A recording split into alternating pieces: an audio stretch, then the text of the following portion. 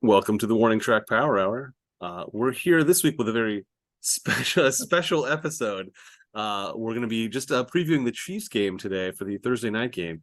And today we're a little bit different anyway, but previous to this week, I've always been joined by my co-star, Dr. Michael Warman. But today he's being replaced. From here going forward, we'll be joined by Dr. Michael Warman, Esquire. Mike, congratulations on passing the bar exam and beginning your next steps. Oh, thank you.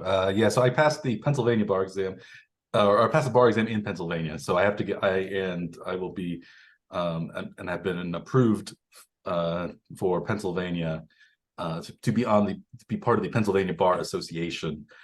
So I could be legally licensed in Pennsylvania, but that's still a little bit away. But I've been recommended for it. So it's just I just have to get a form signed and filled in. I passed all of the background checks and all the things like that.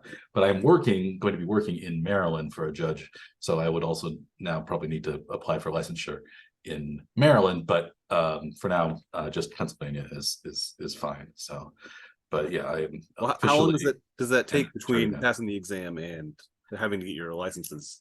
Well, it depends on the state, I guess. So my exam was in July. I just got the results last week, and I have to get an attorney and a judge to kind of sign off on it and then mail the stuff in, and that'll be hopefully done by the end of the month.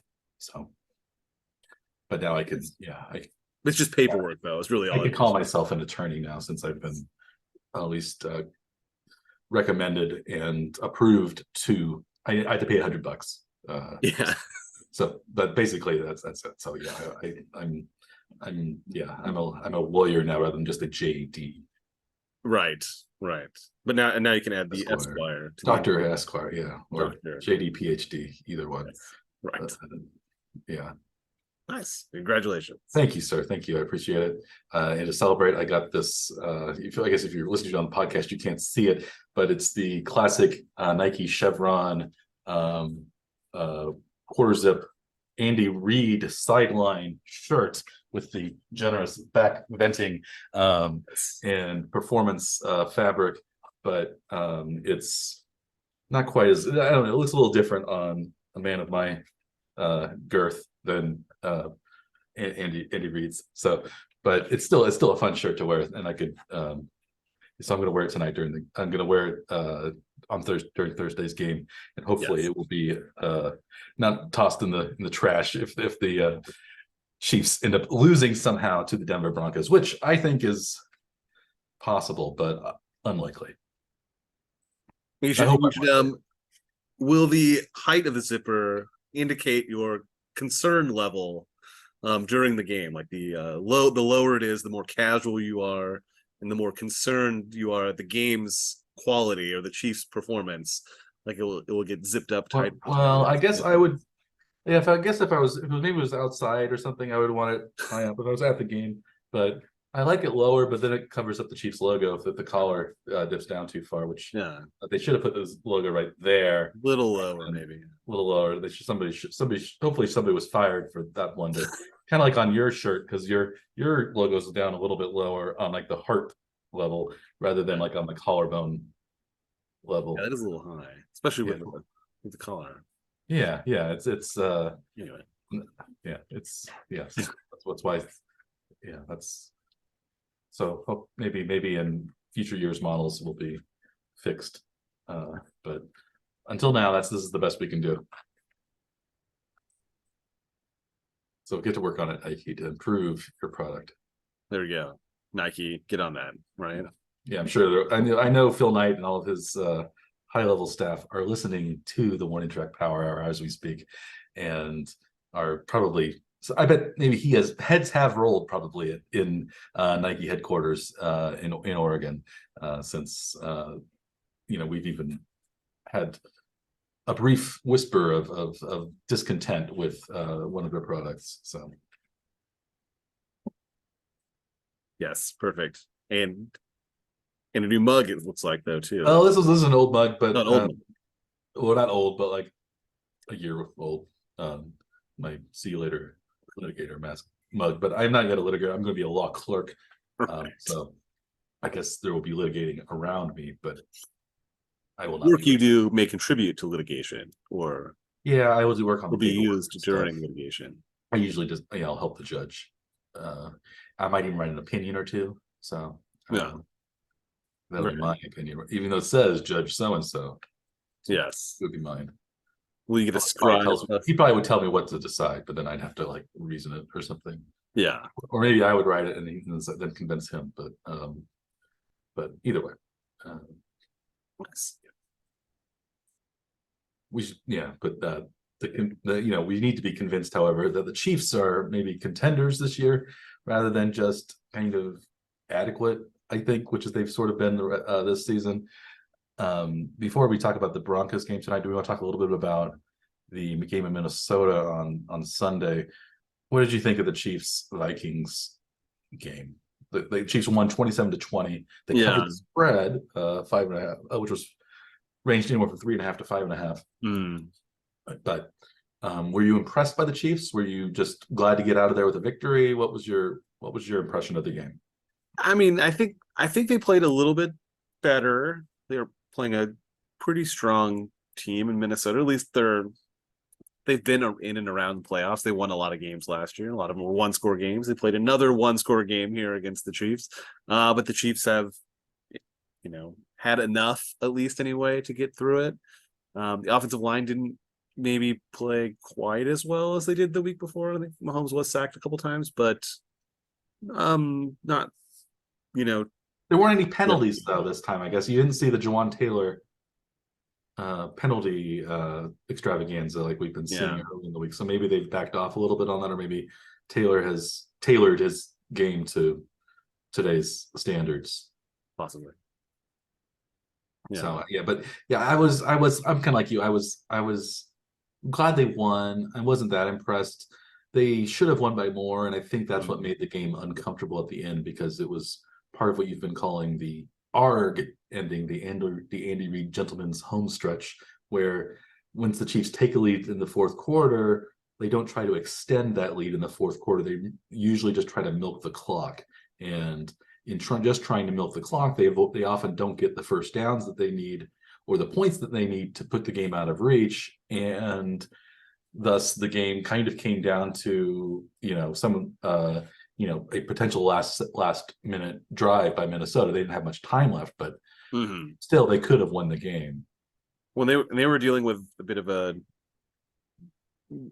maybe season changing injury with Justin Jefferson, so they were without him for the fourth quarter, I think.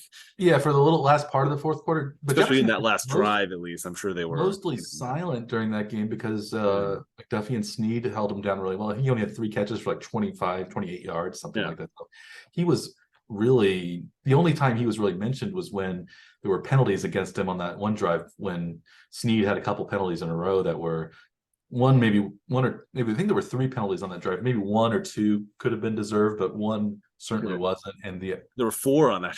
4, yeah. Maybe there was at least. It was a 5th penalty, I think, on Minnesota even, but yeah, there was at least 1 that was definitely not a penalty on the Chiefs, and that may have, I think, come into play at the very end when there was that no call and what could have been a pass interference penalty, but like really was just chucking the ball up to nobody in particular. And I think I don't even think the receiver saw the ball until it was too late, and then to kind of half-heartedly tried to run toward it and hope for a flag. But that was the controversy online, that the Chiefs always get the calls, but it just happens to be that, well, maybe they got a couple calls towards the end of the game sometimes, but it seemed like over the course of the game, more penalties are called on the Chiefs than the Vikings. At least it was a lot more. I think, what was it, like 10-3? I think was penalty, somewhere in that area. Yeah, I don't remember the exact number, but it seems like it's. Yeah, I for picking at the end of the game, maybe you'll see, there's a penalty here that supposedly decided it, but also I think that's part of that Andy Reid gentleman's home stretch problem, that those penalties become magnified because they aren't trying to score points at the end. They're just trying to milk the clock and have the ball to kneel down at the end. And why not be up by 10 with a minute left rather than try to hold on to a 7-point lead and take it down to 0? Instead, we have a 7-point lead to make the kick it away with 1 minute. be up by 10 with 1 minute, be up by 14 with 1 minute.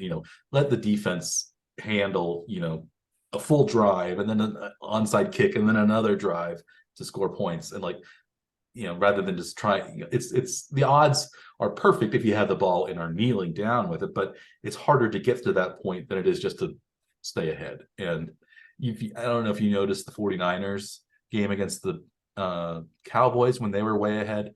They didn't just slide down at the end of towards the end of the fourth quarter to milk clock when they had big plays. They ran into the end zone and scored more points. And we're just said well, we're up by 30 points. We don't care.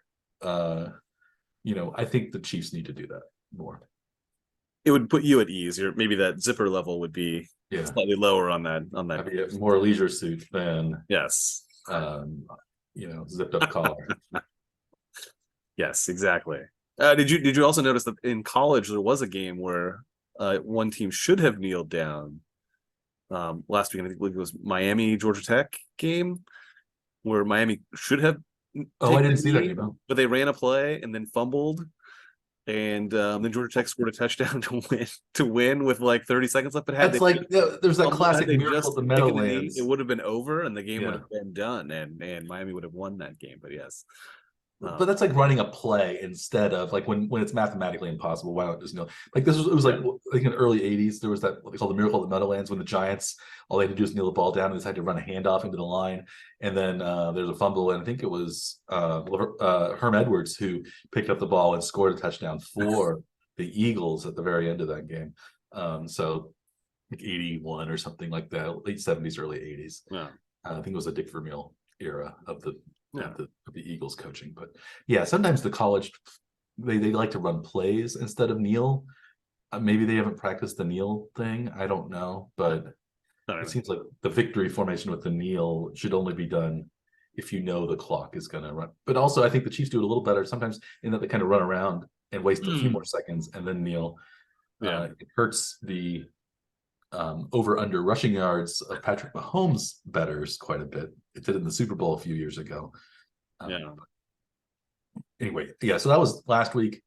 This week, short week.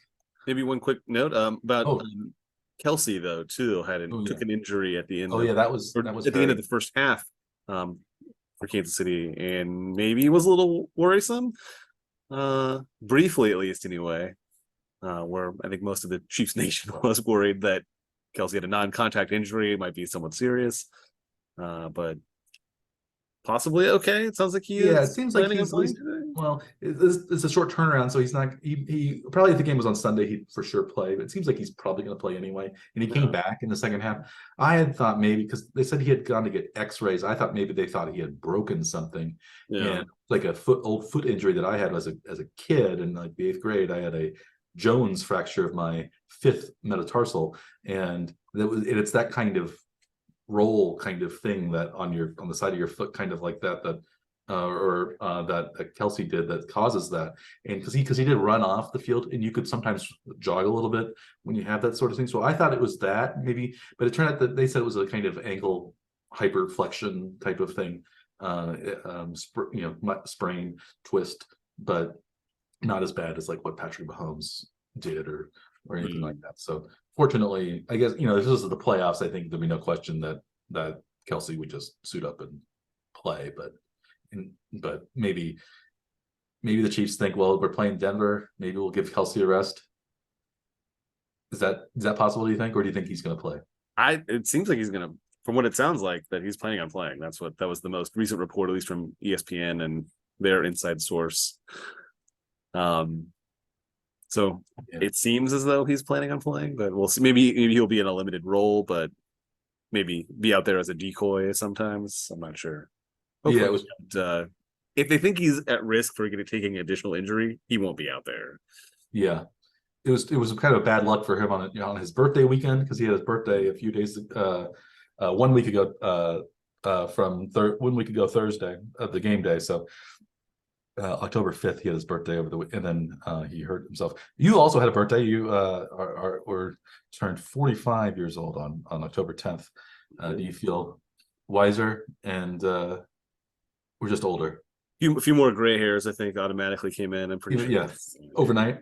Yes. Or Woke up in the morning with more. Yes. I didn't. I don't really notice, but it's Yes. not quite like the end of the Indiana Jones in the last Crusade, where Walter Donovan took the drink out of the wrong cup, and you could see him get old, and then he got the long hair and the beard that grew Yeah. really fast. It was basically that. That was Or like the reverse of what happened to Theoden, King of Rohan, when he had his beard kind of become younger after he got rid of that Saruman worm tongue curse thing or whatever it was. And somehow his beard became more kempt as well. Do you remember that? Like it was kind of like one scene, like even when he came back, it was still a little bit disheveled, but then like it went away and focused again. His beard was perfectly manicured once again. So I don't. Yeah, I hope somebody was fired for that blunder on Peter Jackson's staff. I bet they got a lot of extra eyes on there after that. Yeah, those Lord of the Rings fans are pretty fastidious about what they think should and should not be on screen. So yes, you can see that with the Lord of the Rings TV show when they thought there were too many minority dwarves on screen. I hadn't heard that. I guess I don't know. Yeah, no, because the show like they were like it was sort of colorblind casting and like on the show, and like so some of the elves were black, some of the dwarves were black, things like that, and it does kind of conflict with Tolkien's vision because he envisioned it as kind of a white European society that was overrun by the mongrel hordes of industrialization and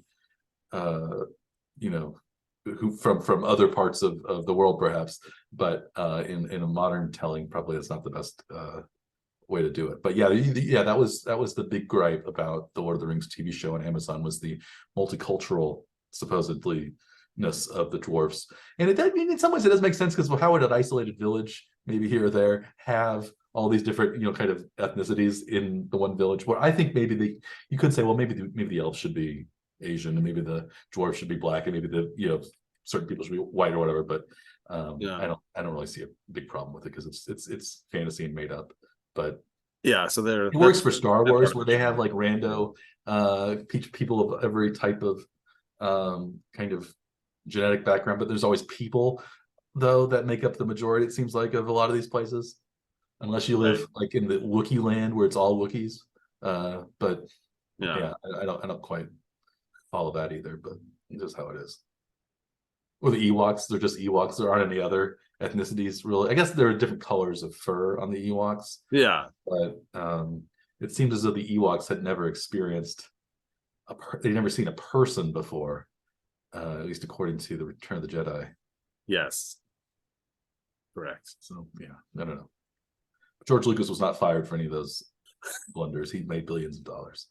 Yes. We were going to talk about the Chiefs Broncos game. We kind of digressed. So, what did you think of the other side of the equation? Yeah, let's talk about the Broncos. Yeah. Well, what did you think of the Broncos game last week against? They're now 1-4. They were 0-3, and then they won at Chicago the week previously, and then lost at home to the New York Jets, which on the face of it, maybe the Jets are playing a lot better, and Zach Wilson looked pretty good against the Chiefs. But given what Sean Payton said in the offseason about basically the idiocy and the lack of complete, there was an absence of coaching basically last year. He said it was just worst coaching job in the history of the NFL, I believe. That was what the essence of the line. What Nathaniel Hackett supposedly did, when again, it couldn't have been, because we have Urban Meyer and some other even worse coaching jobs for sure in the last couple of years. But Hackett was not very good.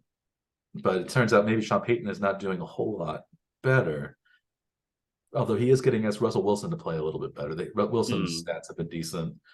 His quarterback rating is higher than Mahomes'. And the offense has been playing pretty well, but the defense has been atrocious. And they lost to the Jets at home without Aaron Rodgers on the Jets, with Russell Wilson on the Broncos. So and gave do up you think?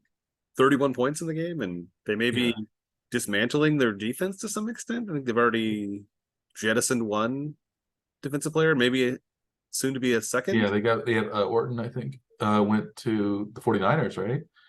Mm-hmm. And was it Orton? I Uh, think so.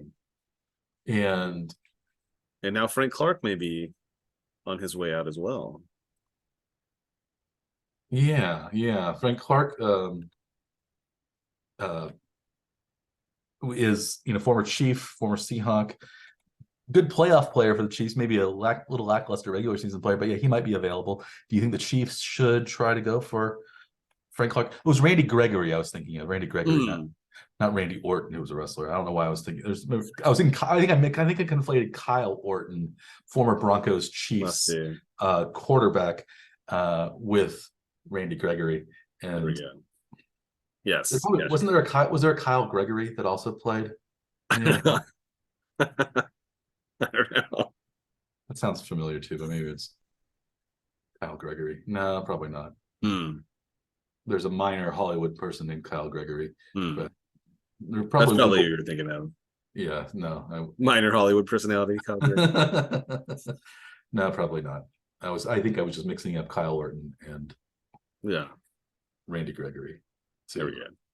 Randy Orton, who was a professional wrestler. Right. Yeah.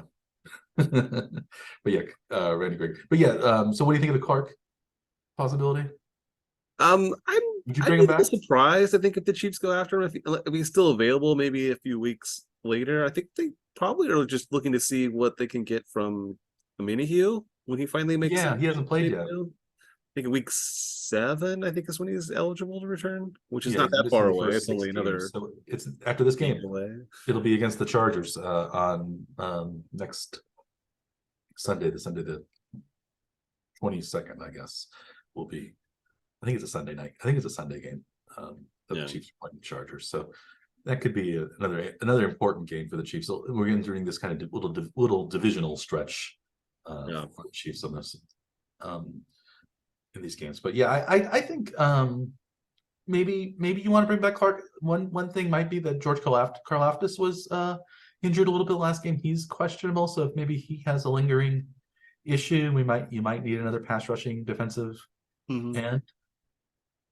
But there's another ex-Chief out there that might be even more of a possibility for the Chiefs to bring back, and that is Jets wide receiver now, Mecole Hardman. Do you think Hardman would be a better fit for the Chiefs than Clark? If you had to pick one of those two, would you bring back Hardman or Clark?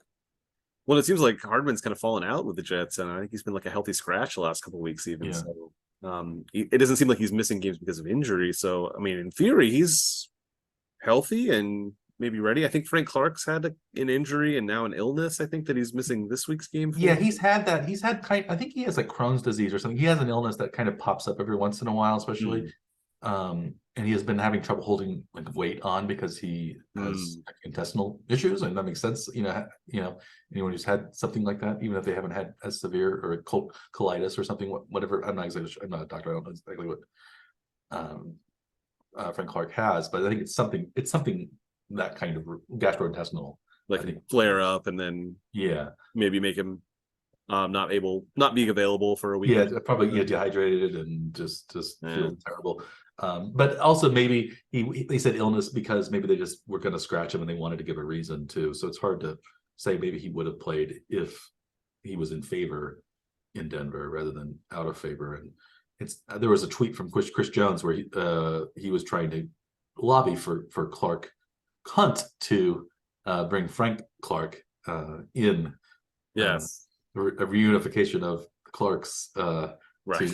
to paraphrase what Larry Johnson had once said about Chiefs ownership, calling them the Clarks. Do you remember that? No, I didn't know. I'd forgotten about that. Yeah, Larry Johnson was talking. Like, he goes, "Oh, I spoke with the Clarks, or something like that, or thanks to the Clarks for working my contract out, or something like that." But it was, I guess he had thought his name was Hunt Clark instead of Clark Hunt. Maybe. Wow. And yeah, I think it was after Lamar had died. But yeah, the Chiefs. I'd say Hardman is probably a little bit more of a possibility too, maybe more needed anyway, because he's a good return man, and without Richie James, who he also had his adventures returning early on. He had a Sky Moore-esque drop. I think Hardman is probably an upgrade to, is it Montreal Washington is the return guy now? He's like a practice squad person that was been kind of called up and been returning kicks and things. Like Hardman is like an elite kick returner, elite punt returner. When he, at least when he was younger, he was all pro, he was a first team all pro. And I think also he's a pretty good receiver, even if he wasn't always on the same page as Mahomes and some of the deep balls, but he was a good gadget player. Maybe that could free up Tony from doing some of that stuff where he is more maybe injury prone than Hardman was. So I think that might be a good possibility, but I don't know if that's going to happen either.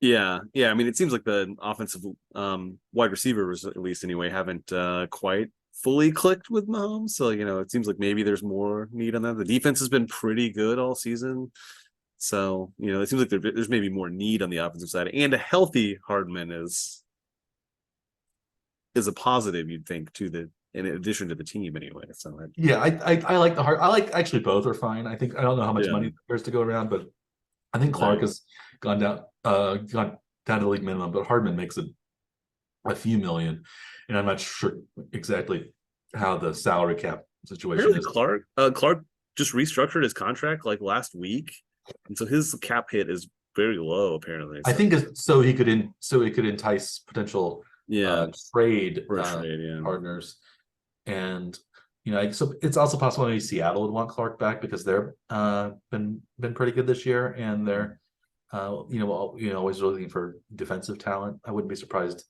if Clark went back. If he didn't go back to the Chiefs, he might go back to the Seahawks. But yeah, I think Hardman would be a good fit in Kansas City, even if it might say, well, we'll see less of John Ross maybe, or maybe it's less MVS because they kind of they have a bit of an overlapping skill set without Valdez Scantling doesn't really return kicks though, so I think Hardman is more valuable in that potentially. Yeah. I think the Chiefs are pretty heavy favorites today. 10.5 points on the spread, heavy on the money line, minus 590 right now. Yeah. Over unders at 46.5. Are you picking any of these for your locks of the week, Mike? I am not picking any for the locks of the week simply because it's Thursday and it's unpredictable. And I have picked Thursday games before. I did a couple weeks ago with the Lions and the Packers, but I thought the Lions were, I think, underdogs or maybe just very, very slight favorites. Were much better than the Packers, and I happen to be right on that one. I think here the Chiefs are much better than the Broncos, but one of the things is that the Chiefs like to play games close, as we talked about before with Andy Reid's gentleman's home stretch patented game end. Yes, I don't trust the Chiefs with a big spread. So I don't trust them with a small spread either necessarily. They want to squeak as close as it can be. So yeah, if I had to go one way on it, I would say, well, I think the Chiefs are gonna not cover, but win. Would you agree with that? I agree across the board with you here because I'm also not taking any of the Chiefs games picks this week in my subpar locks of the week as of late. But I agree. Chiefs maybe not covering because they don't like to seemingly score enough points to just blow those numbers away. I expect them to win though. So yeah, I'd expect them to win. I'd be very surprised if the Broncos won. She's thinking won 15 in a row against the Broncos. Mahomes has never lost to the Broncos. I don't know necessarily that's always going to happen, but I think the Broncos are in a bit of disarray. The Chiefs are going to be at home, so it'll take kind of a big meltdown, I think, for the Chiefs to lose. I think it would be Detroit. It would have to be on the same level as kind of the game against Detroit, and Detroit is a better team than Denver is right now. So I think even if the Chiefs, and again, the Chiefs almost beat Detroit at that time, so I think they would probably come out on top against Denver, even if they did very poorly. So I think it would take some doing, but never say never. But I still think the Chiefs will win and probably not cover. As for the over under 46.5, I know Denver's last defensively last in points allowed, last in yards, but the Chiefs don't like to run up the score. And if the Chiefs defense plays pretty well, it might, which they have in every week. Really, they have yeah. been pretty solid against everybody.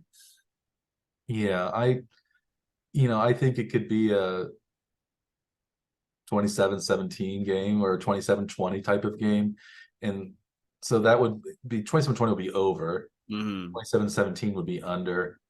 Neither one would cover, or it might be like if it's a blowout, it might be 35-10 or something, and that would also be that would still be slightly under. So yeah. most of the, I if I don't really have a good feel. So lately I've been just trying to do the under if I don't have a good feel. Yeah, I think the unders have done pretty well, with the exception of week 2. The unders have won in each of the 5 weeks. Yeah, better's usually like over. 4 So I of the think 5 weeks, the unders have. I think that's why Vegas usually likes to induce over bets, and so it's more fun to be an over better than an under better. So yeah, because it's always under until it's over. Well, especially in the games that on paper look like they should be shootouts, but then frequently those end up turning into some kind of struggle, though. Too sometimes it doesn't. Yeah. Sometimes it doesn't make sense, and a lot of the league, depending on how the it's officiated, the games are officiated, then sometimes that gets taken away. Yeah, it seems like points are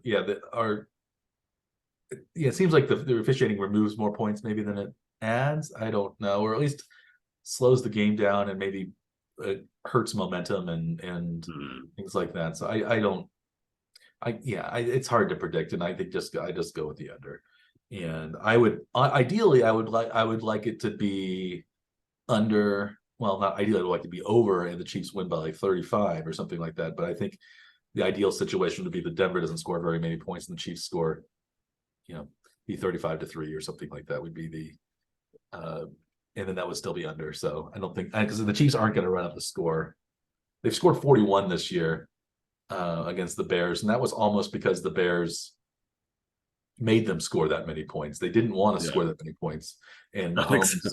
It was like the Bears went for it in the beginning of the third quarter on their own side of the field, and then Mahomes played that one series, and they scored 41, and then they stuck Gabbert in the rest of the game, and Gabbert, I think, thankfully for Andy Reid, did not score any more points. He maybe instructed Reid. Reid actually instructed Gabbert perhaps to throw those interceptions so as to allow the Bears to come back a little bit to make it seem like less of a blowout. Yeah, it's my conspiracy theory that Andy Reid is the gentleman's gentleman.